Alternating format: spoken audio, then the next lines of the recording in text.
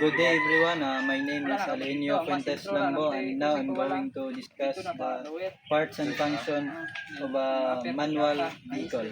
And this is the tires. Go. It provides the traction and support the vehicle load while moving. Go. And this is the rim. Go.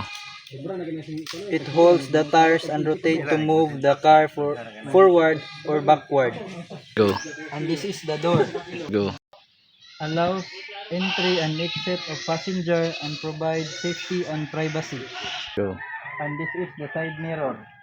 Go. Side mirror help the driver see vehicle or object beside and behind the car. Go. And this is the windshield. Go.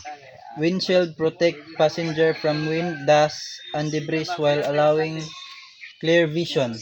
Go. And this is the bumper. Go. Bumper absorb minor impacts during collision and protects the body and lights. Go. And that's all the external parts of this manual vehicle. Go. And this is the steering wheel. Steering wheel allows the driver to control the directions of the vehicle. Go. Go. And this is the pedal. Go. And this is the brake. Slow down or stop the vehicle. Go. And this is the accelerator. Controls the amount of fuel entering the engine and adjust speed. Okay. And this is the clutch. It engages and disengages the engine from the transmission when shifting gears. Go.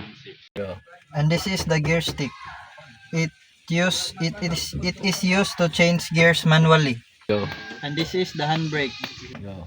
Handbrake prevents the vehicle from moving when parked.